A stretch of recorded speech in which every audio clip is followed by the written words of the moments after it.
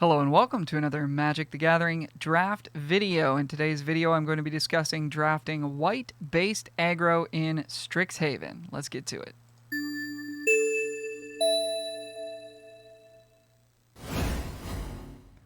In last week's video, I outlined the two main pillars of the format as being blue-based value decks in the colleges of Prismari and Quandrix, and white-based aggressive decks in the colleges of Silverquill and Lorehold. It's been my experience that in most of my drafts, I've ended up in one or the other of these major archetypes being blue or white. At the moment, I'm avoiding drafting Witherbloom as I feel it does not compete with the other colleges. Last week's video was a bit of a deep dive into the blue-based colleges, so you can go check that out if you'd like.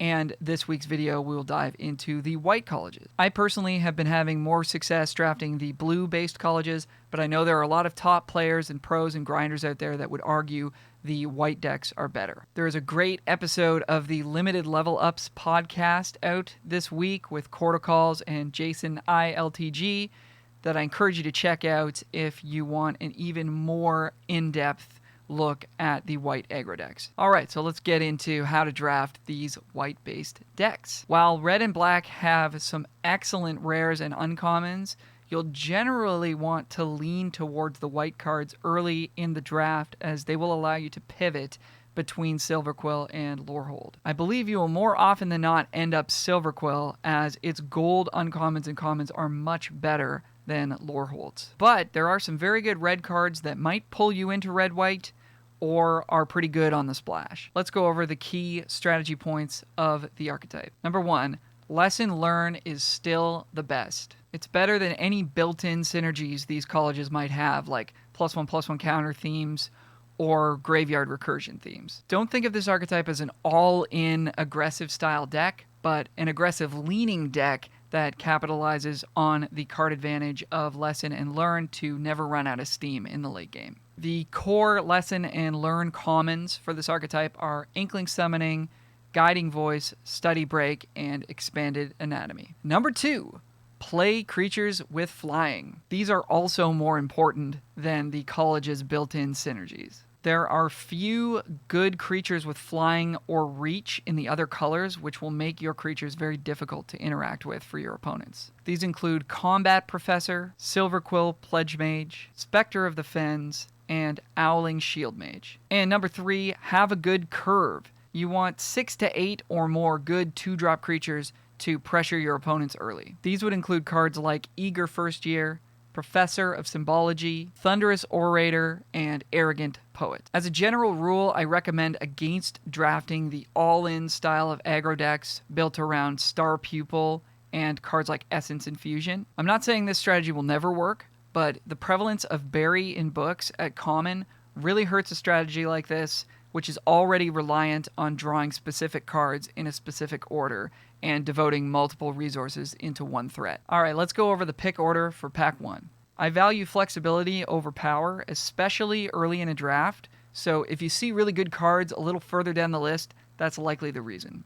Here's a list of rares in no particular order that I would take over any common or uncommon in the set, and then look to draft white-based aggro. Baleful Mastery, Blade Historian, Blot Out the Sky, Callous Blood Mage, Doomblade, Dramatic Finale, Efreet Flame Painter, Elite Spellbinder, Extus Auric Overlord, Hall of Oracles, Hoffrey Ghostforge, Leonin Lightscribe, Lightning Bolt, Lightning Helix, Lorehold Command, Mascot Exhibition, Mavinda Student's Advocate, Plarg Dean of Chaos, Poet's Quill, Professor Onyx, Radiant Scroll Wielder, Retriever Phoenix, Sedgemoor Witch, Shadrix Silverquill, Shale Dean of Radiance, Silverquill Command, Sparring Regimen, Swords to Plowshares, Bellamachus Lorehold, and Wandering Archaic.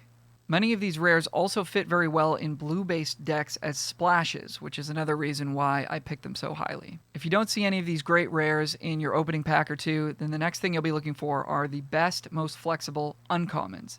In this order: Professor of Symbology, Igneous Inspiration, and Academic Dispute. These are all flexible monocolor cards that generate card advantage and affect the board. The red cards let you pivot to Prismari as well, which makes them high picks. I have not listed any black cards here, as I believe black fits best as a support color in Silverquill, and I've been avoiding Witherbloom completely as of late. The next group of cards you're going to be looking for are the most flexible commons. In this order, the first copy of Environmental Sciences, Inkling Summoning, Expanded Anatomy, Combat Professor, Heated Debate, and Rise of Extus. These cards are all quite powerful and are either monocolored or hybrid colored, which means they're very easy to cast. The lessons are especially powerful and important to this archetype as they have flexible mana costs and they don't take up a slot in your main deck. Next, you'll be looking for the top uncommons of Silverquill. These will indicate that their respective archetypes are open if you're seeing one or more of them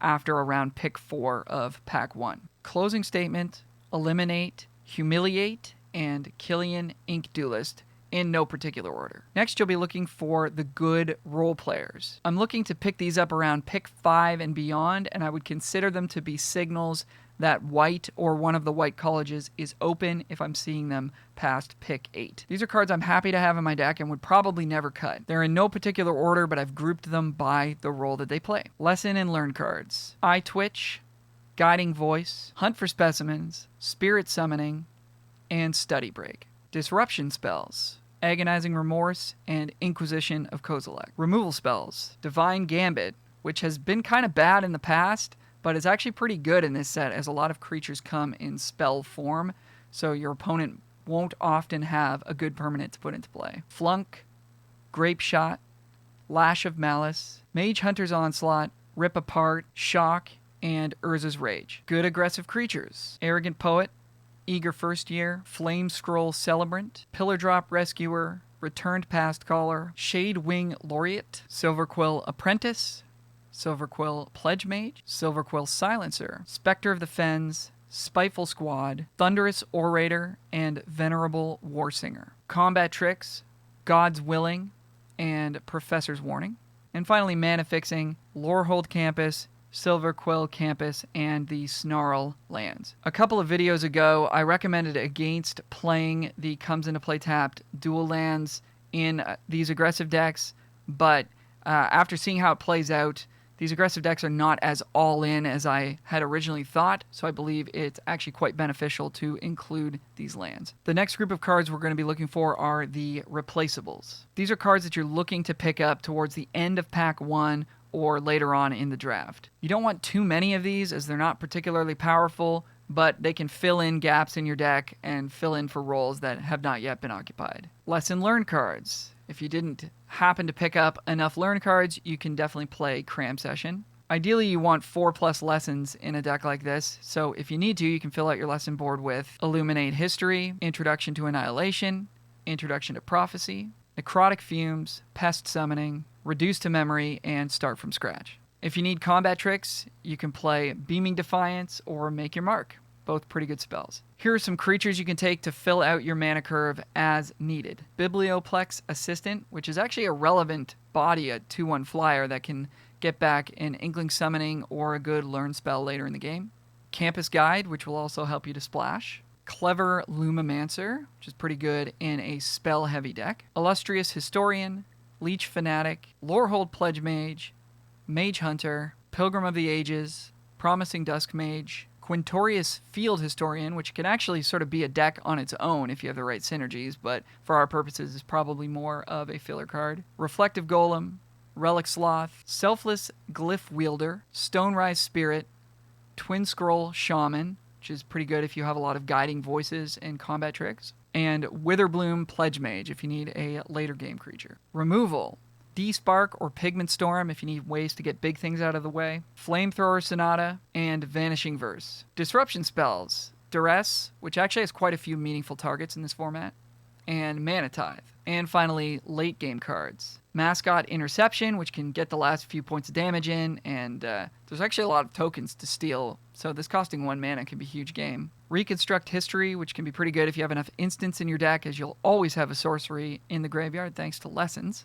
And Sign in Blood if you need a little card draw, or if you want to point the last 2 points of damage at your opponent. Finally, let's talk about splash. I look to splash cards that have a single off-color pip and are excellent in the late game, such as Beledros Witherbloom, Galazeth Prismari, Putrefy, Prismari Command, and Mortality Spear. You can also, of course, splash between Silverquill and Lorehold, especially if you're missing pieces like removal or good late game cards.